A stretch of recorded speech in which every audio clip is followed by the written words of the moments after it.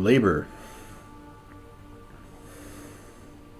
Men have dreamed of a golden age in the past when the world was young and everything needed for the support of life existed in profusion.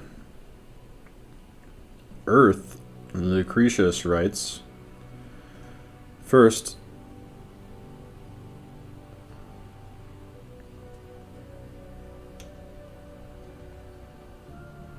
spontaneously of herself produced for mortals goodly corn crops and joyous vineyards, of herself gave sweet fruits and glad pastures, which nowadays scarce attain any size even when furthered by our labor. We exhaust the oxen and the strength of the husbandman. We wear out our iron, scarcely fed after all by the tilled fields. So niggardly are they of their produce, and after so much labor do they let it grow. When the aged plowman compares present times with times past, Lucretius adds, he praises the fortunes of his sire, living in the time of earth's plenty. The ancient myth of a golden age has sometimes taken the form, as with Rousseau, of an idealization of primitive society, uncorrupted by civilization, in which an easy, almost effortless existence corresponded to the simplicity of man's needs.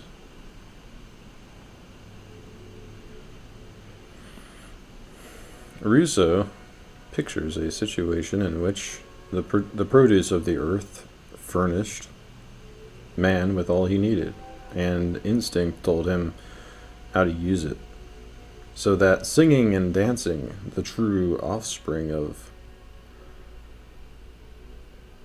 love and leisure, became the amusement, or rather the occupation, of men and women assembled together with nothing else to do.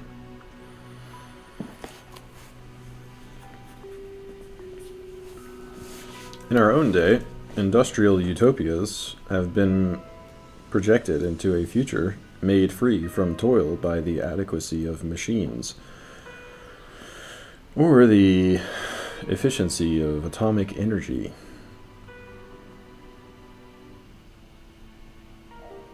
Long before the industrial era, Aristotle envisioned as a supposition contrary to fact a society built upon labor-saving machines. If every instrument could accomplish its own work, he writes, if it could obey or anticipate commands, if the shuttle would weave without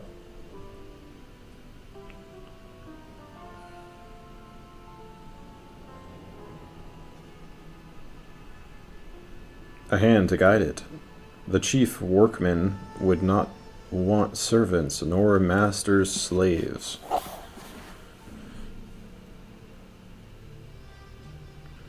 And all these conceptions of a better life, labor is eliminated or reduced. The implication seems to be that the labor required for the maintenance of all historic societies is an affliction, a drudgery, a crushing burden which deforms the lives of many, if not all.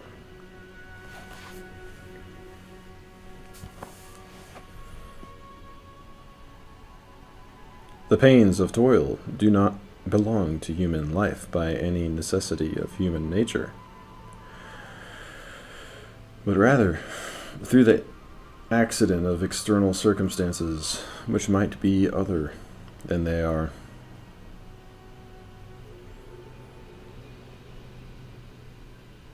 Work become indispensable, according to Rousseau, only when property was introduced. And then vast forests became smiling fields, which man had to water with the sweat of his brow. It was the result of some fatal accident, which for the public good should never have happened.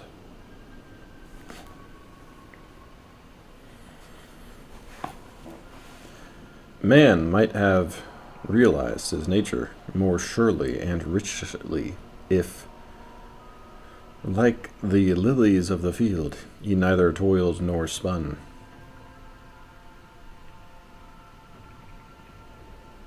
The contrary view would maintain that work is not a curse but a blessing, filling man's hours usefully, turning to service energies which would otherwise be wasted or misspent in idleness or mischief.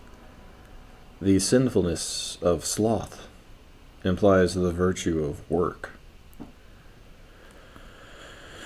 The principle of activity, according to Hegel, whereby the workman has to perform for his subsistence, gives man a dignity which consists in his depending entirely on his diligence, conduct, and intelligence for the supply of his wants.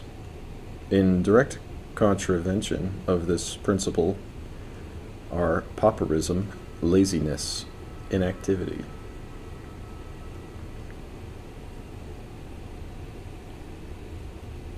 It is even suggested that useful occupations save men from a boredom they fear more than the pain of labor, as evidenced by the variety of amusements and diversions they invent or frantically pursue to occupy themselves when work is finished.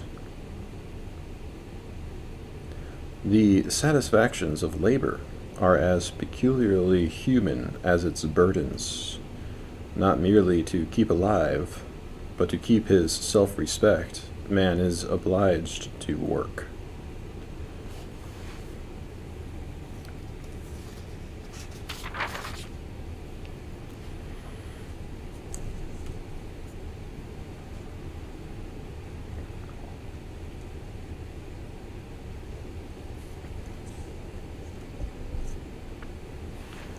In the morning, when thou risest unwilling, the Emperor Marcus Aurelius tells himself, let this thought be present. I am rising to the work of a human being. Why then am I dissatisfied if I am going to do the things for which I exist,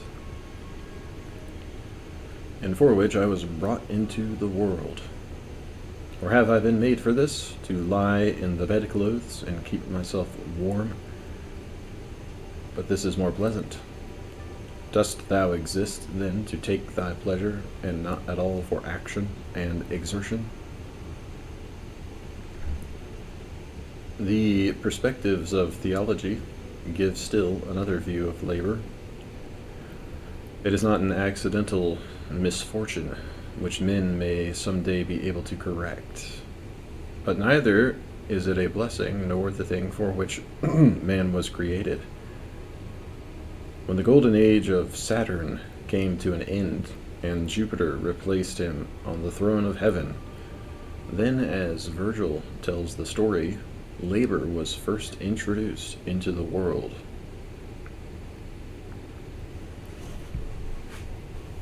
Before Jove, fields knew no taming, hand of husbandmen, to mark the plain or meet the boundary line. Even this was impious.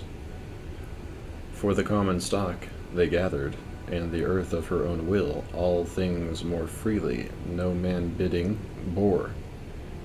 He to black serpents gave their venom bane, and bade the wolf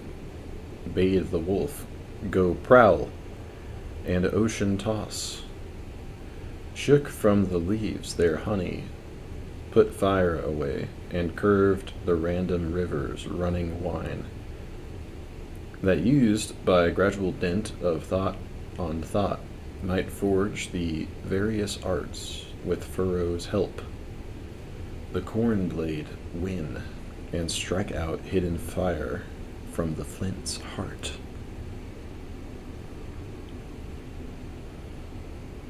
Here, while labor may in some sense be a punishment, or at least a fall from the golden age, it still does not result in benefits. The divers arts arose from Jove's whetting the minds of men with care on care, not suffering realm on his in drowsy sloth to stagnate. But although toil conquered all, it is still remorseless toil. According to Christian doctrine, labor is an inevitable consequence of man's fall from grace, a punishment for Adam's disobedience, like disease and death. In the earthly paradise of Eden, the children of Adam would have lived without labor or servitude of any sort. But when Adam sinned, the Lord God said unto him, Cursed is the ground for thy sake, and toil shalt thou eat of it all the days of thy life. In the sweat of thy face shalt thou eat bread, till thou return into the ground. That work should be painful belongs to its very essence. Otherwise, it would not serve as a penalty or a penance. But in the Christian, as in the Virgilian view, labor also contributes to such happiness as man can enjoy on earth. The distinction between temporal and eternal happiness is a distinction between a life of work on earth and the activity of contemplation in heaven. This does not mean the elimination of leisure and enjoyment from earthly life, but it does make labor their antecedent and indispensable condition. It also means that heaven is heaven in the highest activities. It also means that even in his highest activities, in the development of his arts and sciences, man must be perpetually at work. His achievement of truth or beauty is never so perfect and lasting that he can rest in it.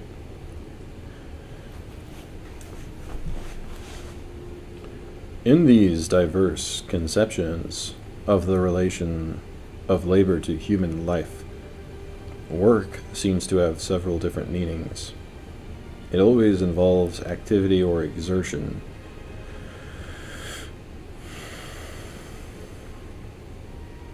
Its clearest opposite is sleep. But other things are also opposed to work, play or amusement, leisure, idleness. When leisure is not identified with idleness, it involves activity no less than work. So too, many of the forms of play require intense exertion of body or mind. The difference, therefore, must lie in the nature or purpose of the activity.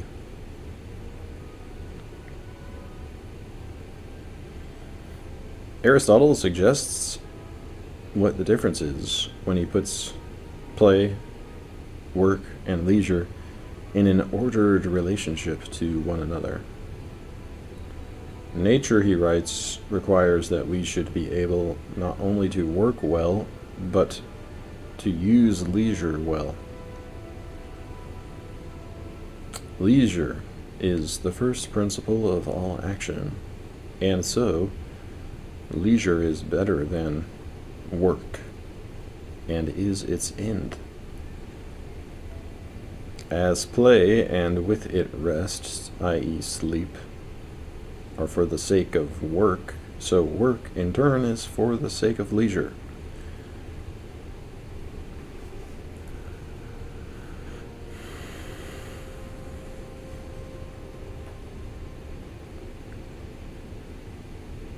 The characteristics of work, as the middle term here, seem to be: first, that work is activity directed to an end beyond itself, and second, that it is productive of the necessities which sustain life rather than of the goods by which life is perfected. The political or speculative activity, which Aristotle considers the proper occupation of leisure, is intrinsically good or enjoyable.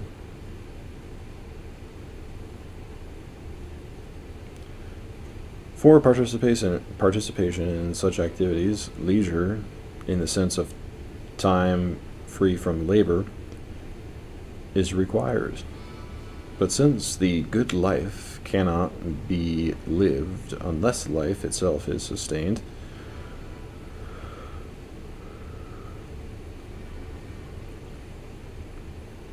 labor also is a prerequisite.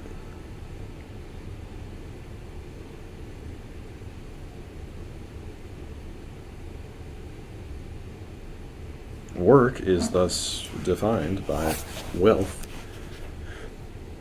as its immediate end, the production of external, economic, or consumable goods which support life. Though play has the immediately enjoyable character of an activity performed for its own sake, Aristotle subordinates it to work, assigning to it the same utility which rest has.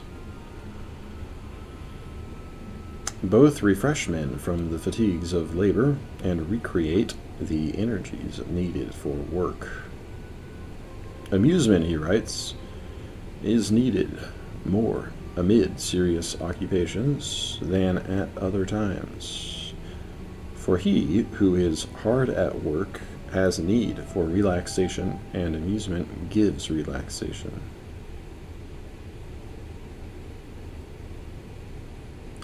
The economic sense which connects work and labor with wealth seems to be the primary but not the only sense in which these terms are used in the great books. There is the more general sense of human work as any productive activity in which men exercise some art or skill. The familiar distinction between skilled and unskilled labor may be only a distinction in degree. If there is truth in the theory that some degree of skill, some rudimentary art at least, is required for the performance of the simplest tasks of hand and eye.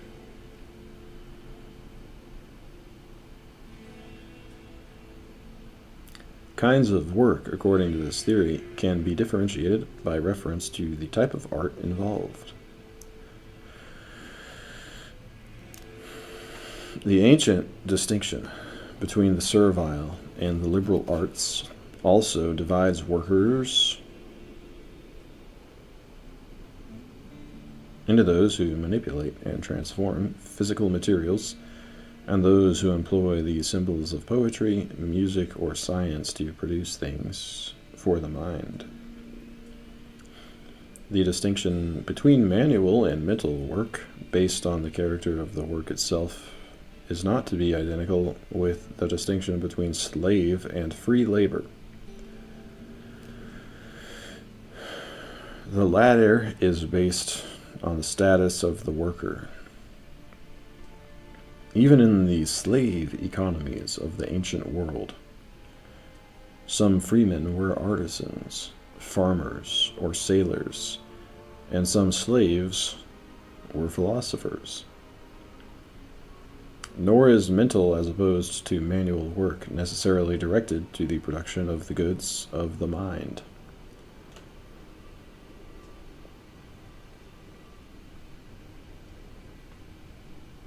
The white-collar workers of an industrial economy, employed with the symbols of finance, accounting, or management, do mental work, which has its ultimate end in the production or exchange of material goods.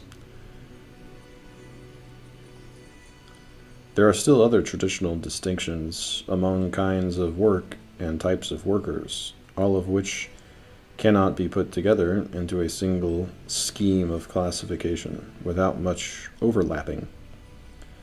Some distinctions, like that between handwork and machine labor, or between healthful and unhealthful occupations, turn on the characteristics of the work itself. Some depend on the social conditions under which the work is done, or on the relationship between the individual worker and other men. The work to be done may be accomplished by an individual working alone, or by the cooperative labor of many. And in the latter case, the social organization of the laboring group may involve the ranking of men according to the function they perform.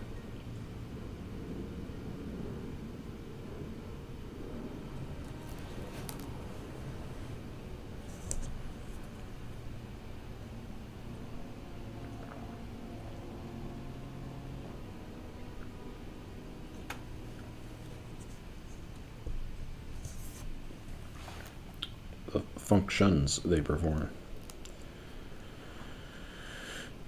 Here we get the division into the master craftsmen, who plan and superintend, and all grades of helpers who execute their directions. One meaning of the word menial, as applied to work, signifies the inferior task in the hierarchy of functions, but it is also used to express society's opinion of those who perform certain tasks, such as that of the domestic servant. The distinction between what is menial and what is dignified work varies, of course, from society to society. The characterization of labor as productive or non-productive, and of work as useful or wasteful, is based on strictly economic criteria and on considerations of social welfare. The sense in which work cannot be divorced from the production of some extrinsic effect is not violated by the conception of non-productive labor as work which in no way increases the wealth of nations.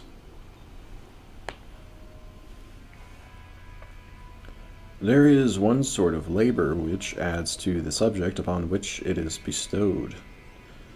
There is another which has no such effect. The former, writes Adam Smith, may be called productive, the latter unproductive labor. The labor of some of the most respectable orders in society, unproductive of any value. The sovereign, for example, with all the officers both of justice and war who serve under him, the whole army and navy are unproductive laborers.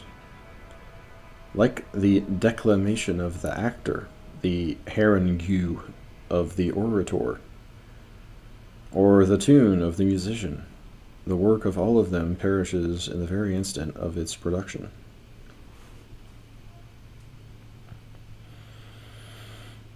The standard by which Marx judges the usefulness of labor also implies the economic condition of a commodity.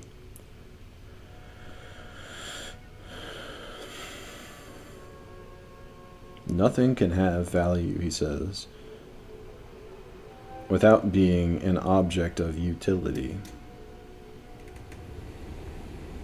If the thing is useless, so is the labor contained in it.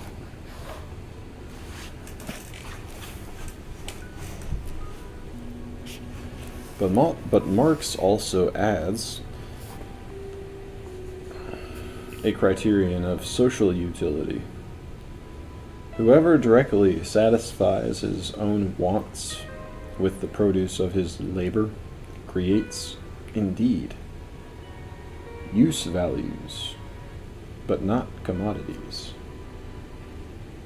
In order to produce the latter, he must not produce use values, but use values for others, social use values.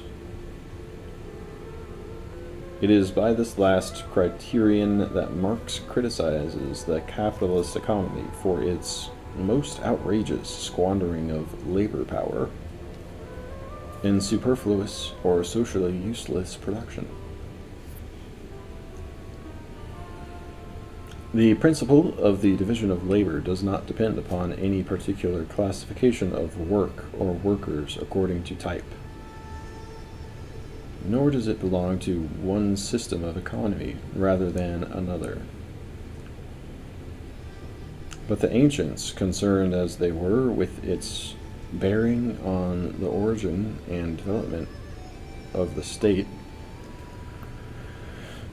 saw the division of labor as primarily of political significance.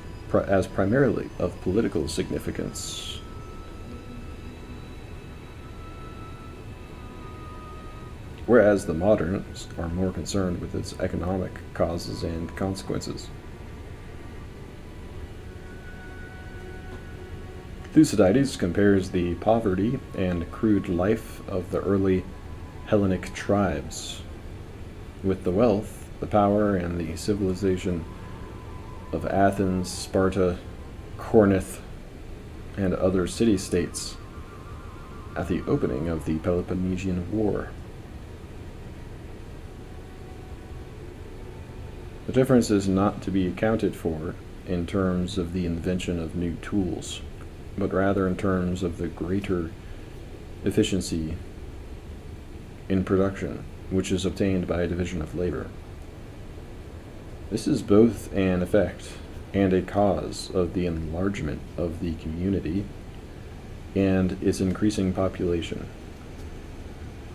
The greater the number of men associated in a common life, the greater the number of specialized tasks which can be assigned to different members of the community.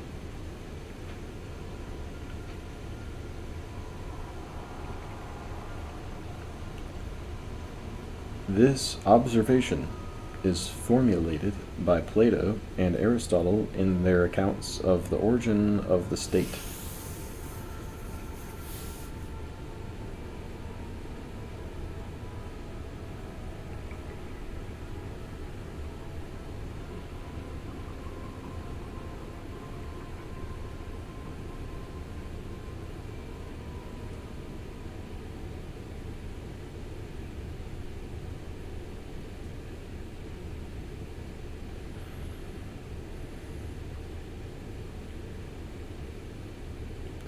The advantages which the state confers upon its members are in part won by the division of labor in which they participate.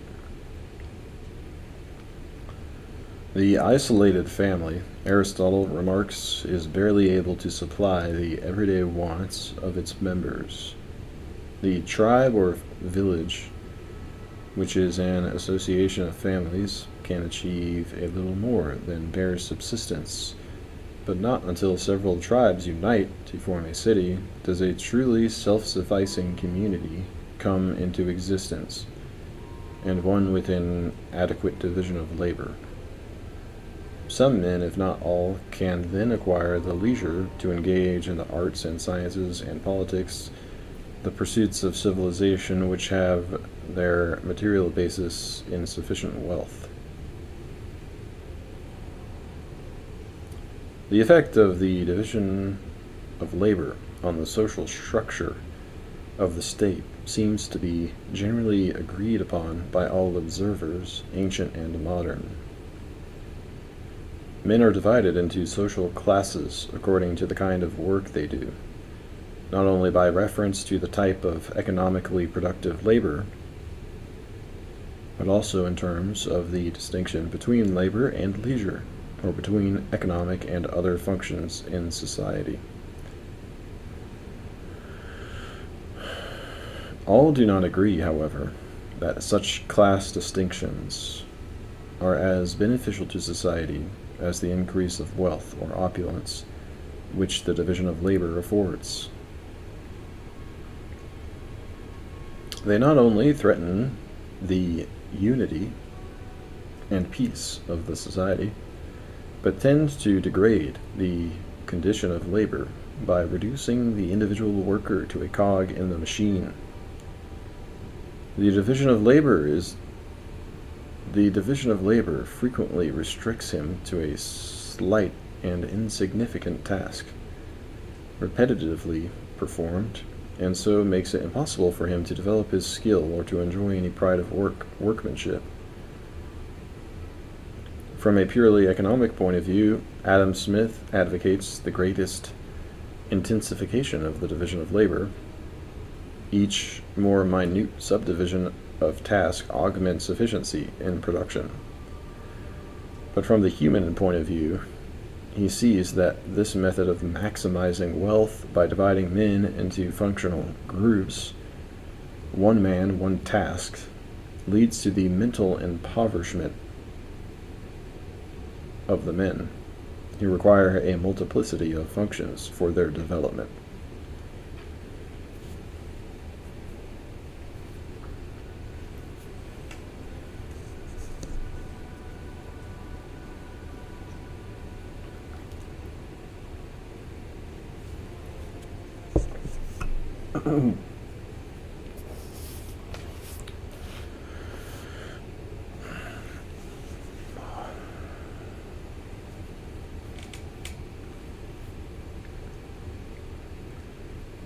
In the progress of the division of labor, Smith writes, the employment of the far greater part of those who lived by labor comes to be confined to a few very simple operations, frequently one or two. The man whose whole life is spent in performing a few simple operations has no occasion to exert his understanding or to exercise his invention. He naturally loses, therefore, the habit of such exertion, and generally becomes as stupid and ignorant as it is possible for a human creature to become. The situation seems even worse to Marx. The industrial system revolutionizing the mode of work converts the laborer into a crippled monstrosity by forcing his detailed dexterity at the expense of a world of productive capabilities and instincts. It makes the individual worker the automatic motor of a fractional operation. The great issues concerning labor seem to be moral and political rather than economic.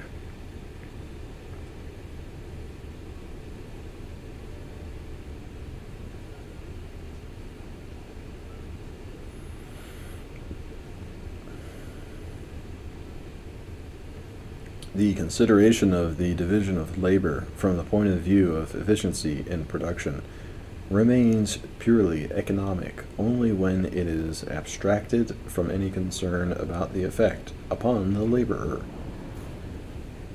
The analysis of factors affecting the productivity of labor ceases to be merely economic when the hours, conditions, and organization of work are viewed in terms of the working men. The determination of wages by the buying and selling of labor, or as Marx insists, of labor power as a commodity subject to market conditions of supply and demand, the difference between real and nominal wages as determined by the level of wages in relation to the price of other commodities, the so-called iron law of wages, according to which wages cannot be reduced below the minimum of bare subsistence for the laborer and his family. These are matters which the economist may deal with in a descriptive or historical manner. Matters which the economist may deal with in a descriptive or historical manner, calculating rates and ratios without regard to questions of justice. But in terms of such formulations, questions of justice are raised and become the great issues concerning the rights of workmen to the fruits of their labor, to the security of full employment, and other forms of protection, to collective bargaining, to a voice in the management of industry or business. Stated in this way, the issues seem to be peculiarly modern. These are the problems of a capitalist economy, to which the partisans of capital and of labor propose different solutions.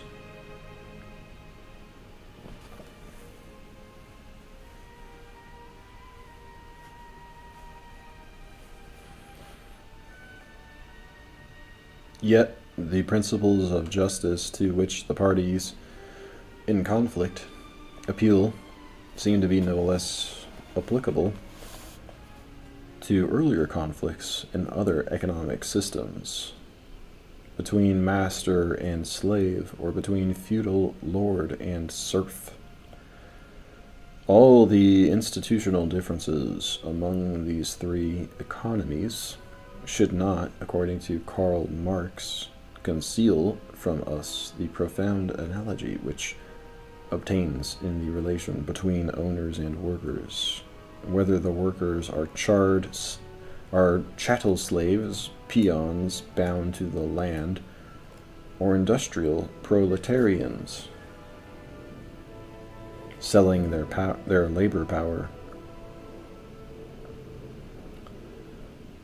Wherever a part of society possesses a monopoly of the means of production, he writes, the laborer, free or not free, must add to the working time necessary for his own maintenance an extra working time in order to produce the means of subsistence for the owners of the means of production, whether this proprietor be the Athenian gentleman, Etruscan theocrat, Civis Romanus, Norman baron, American slave owner, Wallachian boyard, modern landlord or capitalist.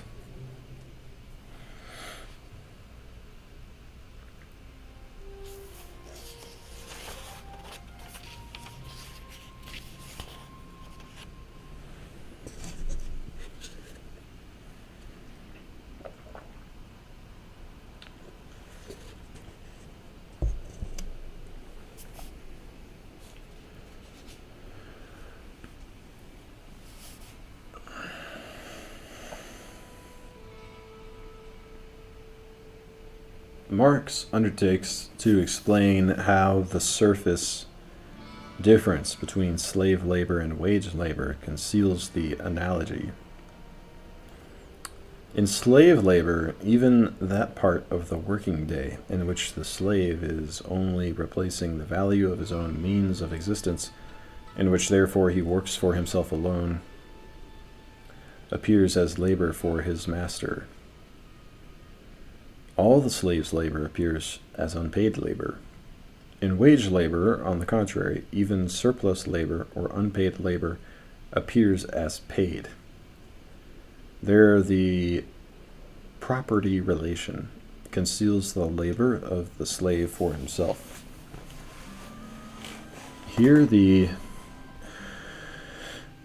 money relation conceals the unrequited labor of the wage laborer. Two phrases here, unpaid labor and unrequited labor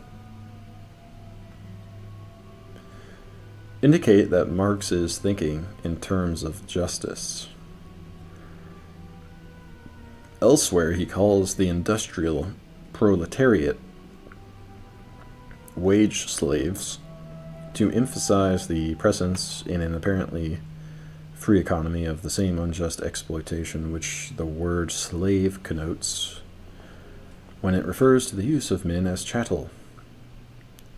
The essential similarity in all the forms of economic exploitation, which makes all forms of economic slavery essentially similar, is seen by Marx in terms of the production of a surplus value by the laborer. That is, he produces a greater value in commodities than he needs to support his own subsistence. This surplus value, when appropriated by the owner of the materials and the tools on and with which the propertyless laborer works, becomes an unearned increment, or in other words, an unjust profit from the work of another man.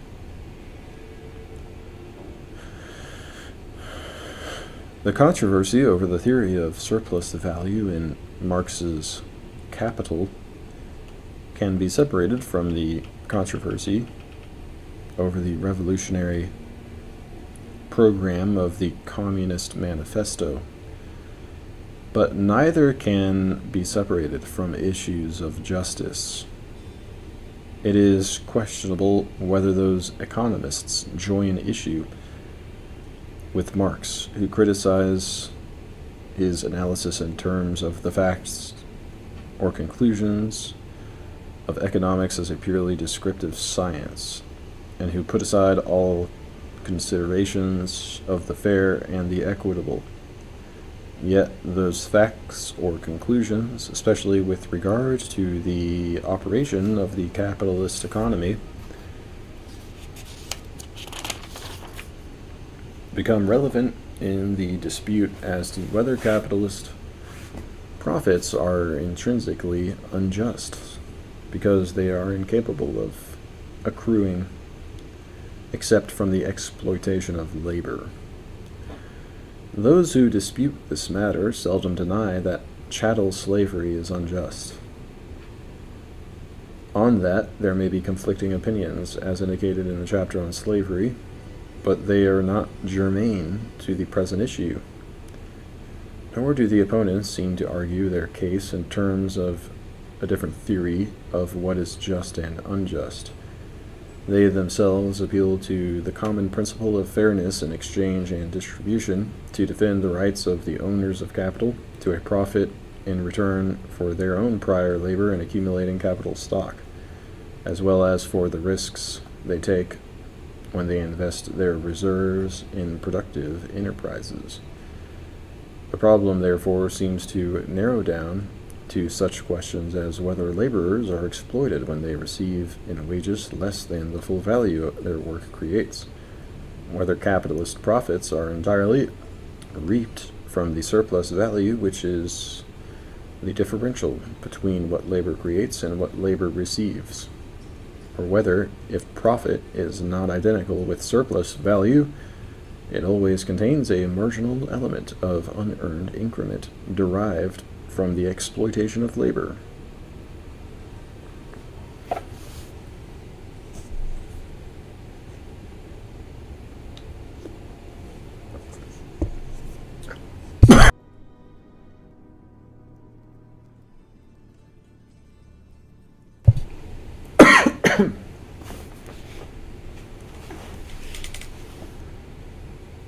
The notion of value, the value of commodities, and the value of labor itself is obviously of central importance. As indicated in the chapter on justice, the formulae of equality, which determine fair exchanges or distributions, require some measure of equivalence in value. What determines the intrinsic value of a commodity, according to which it can be compared with another commodity, without reference to the price of each in the marketplace? Adam Smith's answer to this question is labor. It is the answer given before him by Locke and after him by Marx. Equal quantities of labor at all times and places, Smith declares, may be said to be of equal value to the laborer. In his ordinary state of health, strength, and spirits, in the ordinary degree of his skill and dexterity, he must always lay down the same portion of his ease, his liberty, and his happiness. The price which he pays must always be the same, whatever may be the quantity of goods which he receives in return for it. Of these, indeed, it may sometimes purchase a greater and sometimes a smaller quantity, but it is their value which varies, not that of the labor which purchases them. Not that of the labor which purchases them. From this, Adam Smith concludes that labor alone, therefore, never varying in its own value, is alone the ultimate and real standard by which wealth, the value of all commodities, is alone the ultimate and real standard by which the value of all commodities can at all times and places be estimated and compared. It is their real price. Money is their nominal price only.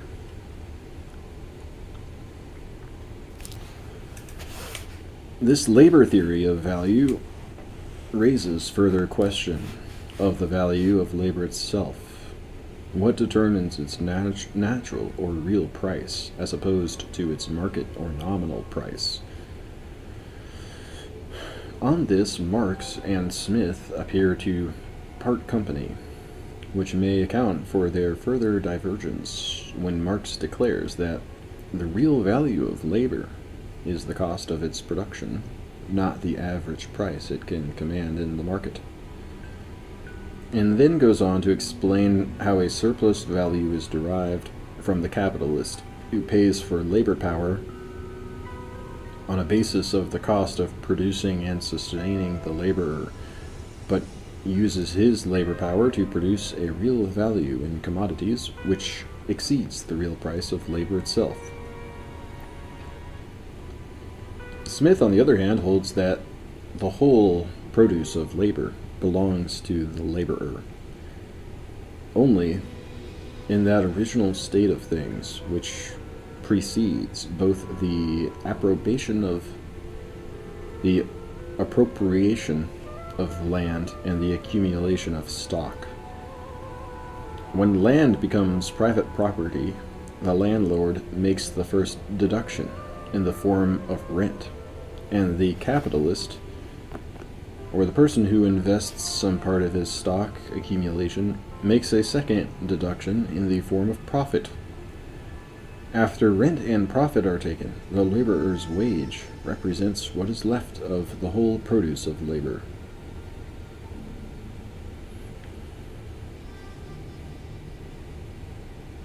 Yet Smith also says of the landlords that as soon as the land of any country has all become private property, they, like all other men, love to reap where they never sowed. The implication of unearned increment in this remark suggests that Smith is neither disinclined to mix moral judgment with economic description, nor at variance with Marx on the principle of economic justice. That Smith regards profit as the price properly paid for the use of capital, and that he does not see reaping without sowing as an essential element in profit-making, may perhaps be read as a challenge to Marx's development of the labor theory of value into a theory of surplus value and unearned increment. It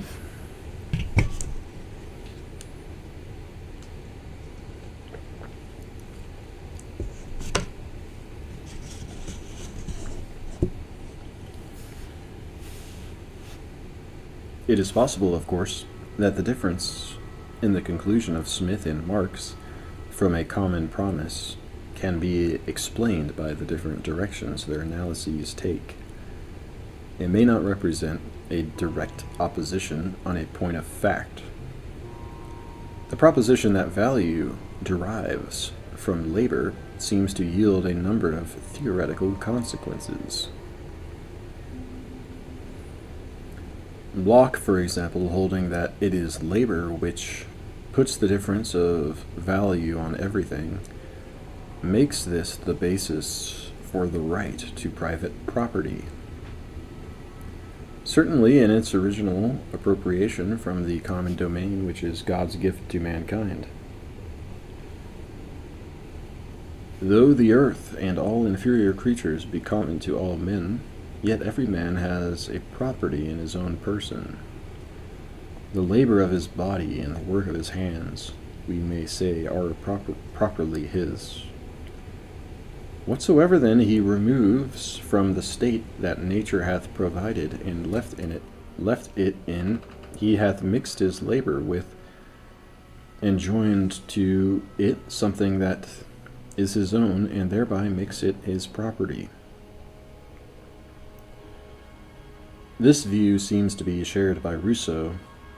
It is impossible to conceive, he says, how property can come from anything but manual labor.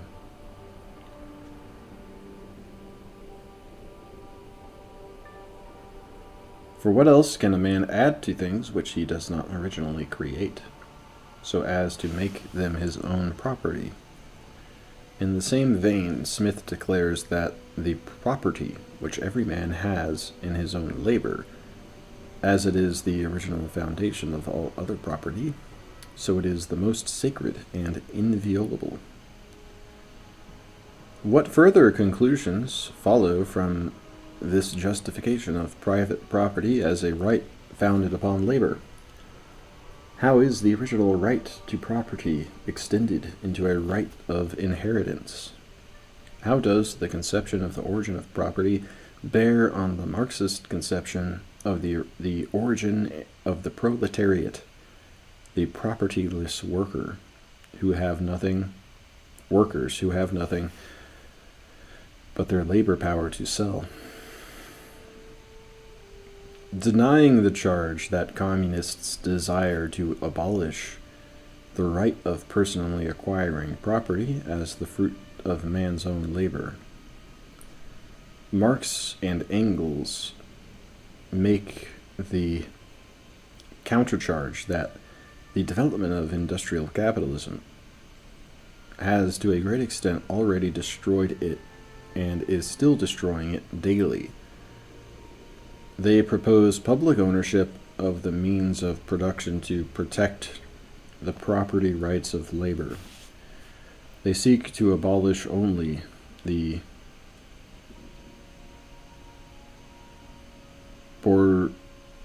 bourgeois from a form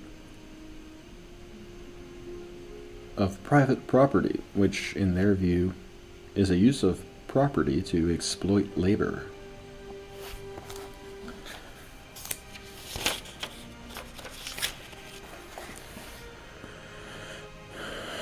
The rights of labor seem to be essential in any formulation of the property of a just distribution of wealth. But when other rights are taken into consideration, the problem of economic justice becomes more complex, and different solutions result from differences in emphasis. Even with regard to one group of solutions, J.S. Mill observes that some communists consider it unjust that the produce of the labor of the community should be shared on any other principle than that of exact equality. Others think it just that those should receive most whose wants are greatest. To weigh the merits of competing solutions, as well as to reach an adequate statement of the problem, the discussion of labor must be connected with the discussion of related considerations in the chapters on justice, revolution, and wealth. There are issues of justice concerning labor, other than the strictly economic problem of distribution. In the ancient world, for example, not only chattel slaves, but also free artisans were frequently regarded as incapable of participation in political life. Only men of independent wealth had enough leisure for the activities of citizenship. In the Greek city-states, was almost a full-time occupation. This, according to Aristotle, is one reason for the disenfranchisement of the laboring classes, who must devote a great part of their energy to earning a living, and who have neither the time nor training for liberal pursuits. Since leisure is necessary both for the development of virtue and the performance of political duties, citizens, he maintains, cannot lead the life of mechanics or tradesmen. Against the oligarchical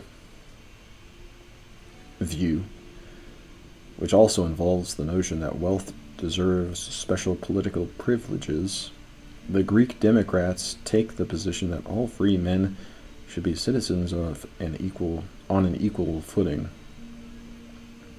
regardless of their property or their conditions of labor and leisure. But the oligarchical principle still tends to prevail among Republicans in the 18th century. Kant, for example, holds that citizenship presupposes the independence of self-sufficiency, or self-sufficiency of the individual citizen among the people. On this basis, he excludes from the suffrage as only passive citizens the apprentice of a merchant or tradesman, a servant who is not in the employ of the state, a minor, all women, and generally everyone who is compelled to maintain himself not according to his own industry, but as it is arranged by others, the state excepted. They are without civil personality, and their existence is only, as it were, incidentally included in the state.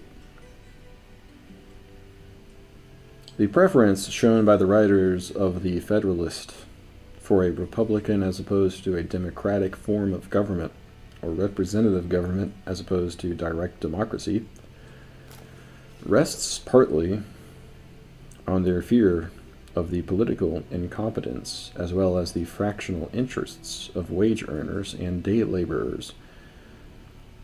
While expressing disapprobation of poll taxes, they still defend the right of the government to exact them in the belief that there may exist certain critical and tempestuous conjunctures of the state in which a poll tax may become an inestimable resource. Yet such a tax would seem to be primarily a device for disfranchising working men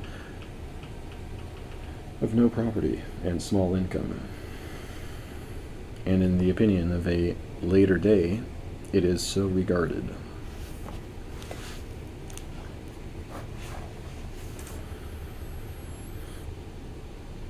The democratic revolution does not begin until the middle of the 19th century, but even then, Mill, who advocates universal suffrage, argues for the disqualification of paupers, or those on the dole, without raising the question whether the right to work, to avoid poverty and involuntary indigence, is not a democratic right inseparable from the right to citizenship. It is required by first principles, Mill writes, that the receipt of parish relief should be a peremptory disqualification for the franchise. He who cannot by his labor suffice for his own support has no claim to the privilege of helping himself to the money of others. By becoming dependent on the remaining members of the community for actual subsistence, he abdicates his claim to equal rights with them in other respects. The historic connection of democracy with a movement toward political justice for the laboring classes seems to suggest that political democracy must be accompanied by economic democracy in order to attain its full realization.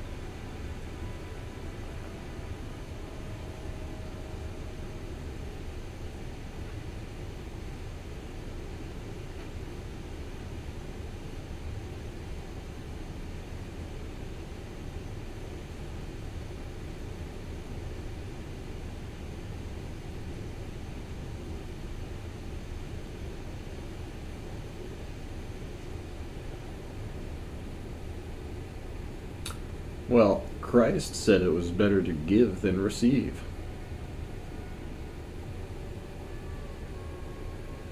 So all these people who are so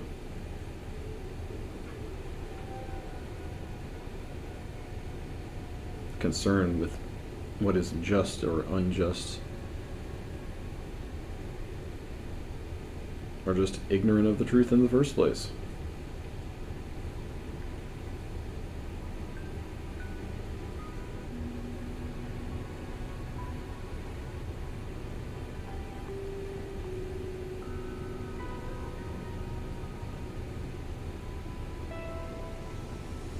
It's kind of interesting how he did mention at the beginning of that chapter, if man had been as the lilies in the field, clothed without toil or whatever, or as the field clothed in lilies, as if that was some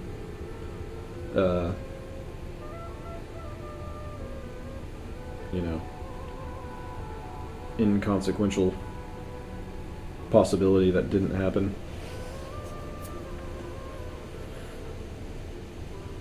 People don't believe in what Christ taught at all.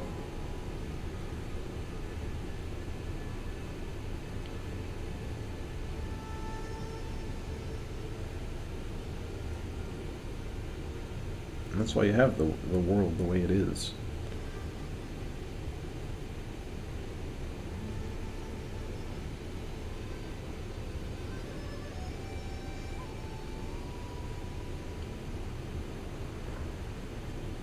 People love to talk about economics, economic ideas and principles.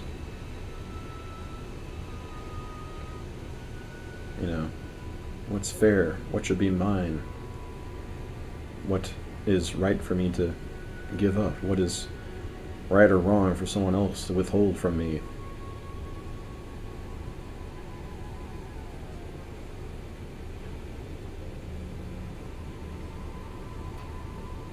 And everybody knows that they're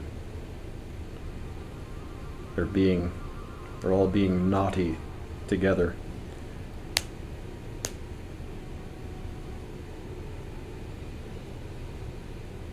In rejecting the truth.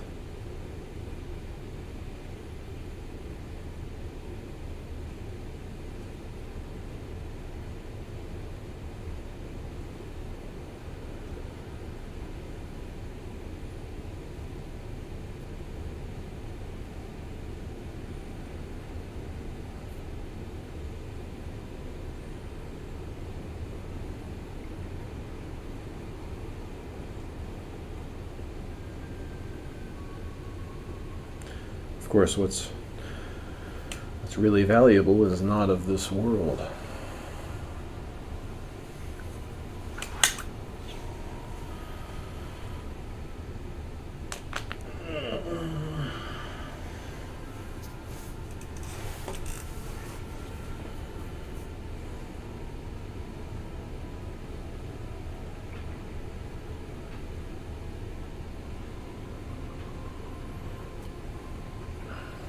But obviously,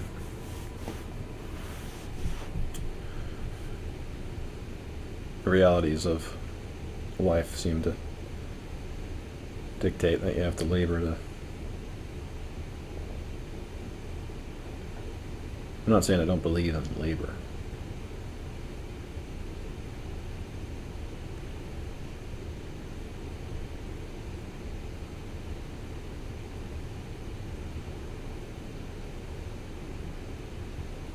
But that there's no lasting end or purpose to labor as a whole civilization.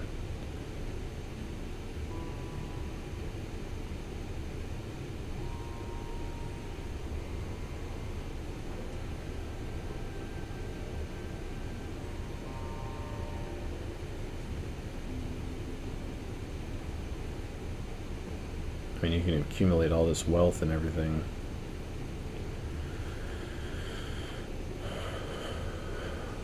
But what you end up with is a world of people fearful of losing what they've accumulated.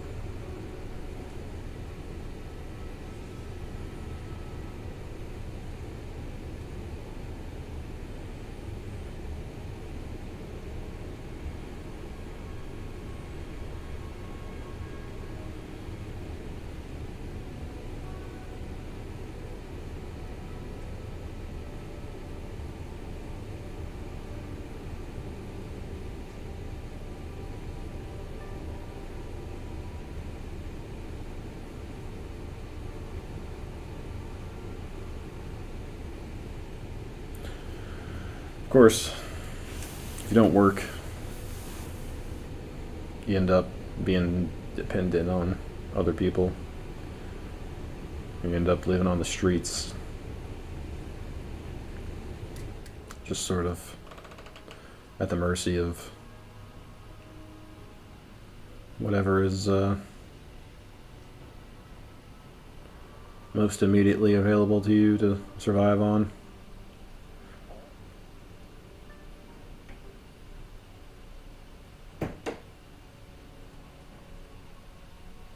It's definitely seemed worth it to me to work, at least in my society.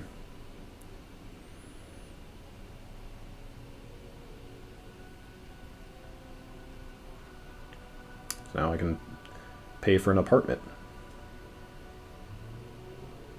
I can enjoy the comforts and security and pleasure of being someone who labors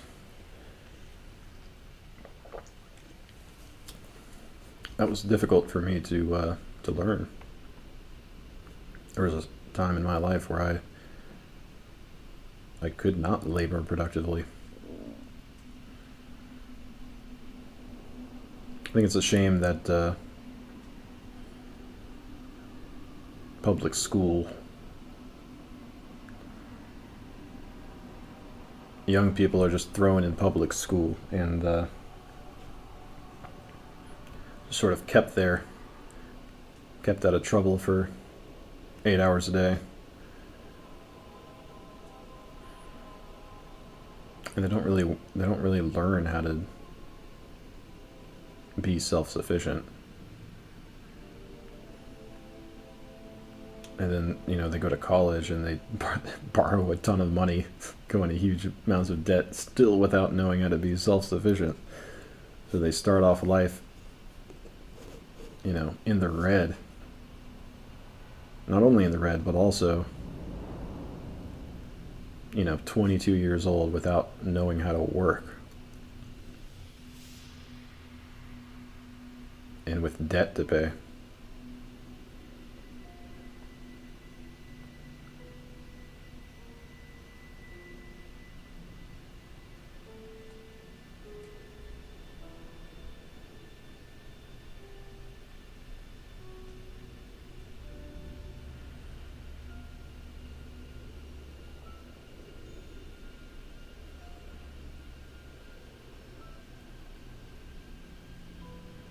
It's a bad spot to be in.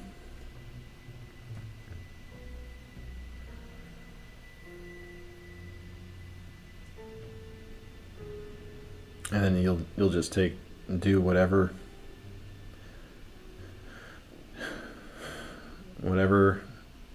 super undignified things you have to do to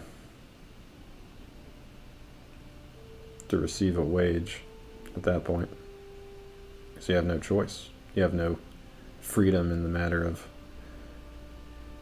can't choose what to do. What work you would prefer to do.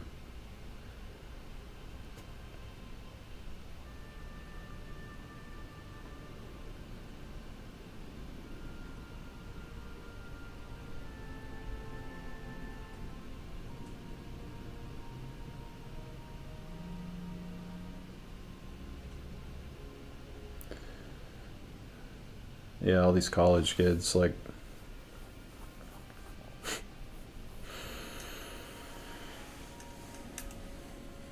they're going to college thinking that they're superior to people that didn't go to college or whatever and just started working after high school. But it's like, you're just borrowing money in exchange for dicking around for 4 years. And after that, you're not going to know what to do.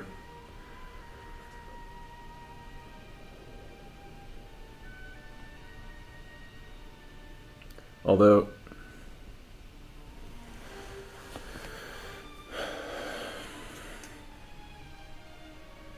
I don't know. I don't think there's any reason that young people should be encouraged to do a lot of book learning for 4 years at that point in their lives. Like, that's when you're naturally energetic. When you should get out and try to build something, become self-reliant. I mean, there's plenty of time to read books when you're old.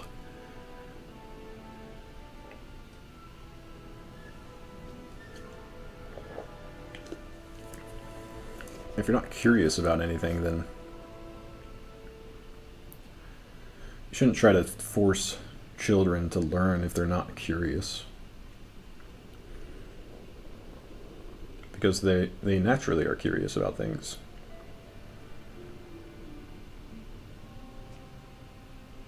And that's the time to teach them, is when they want to know.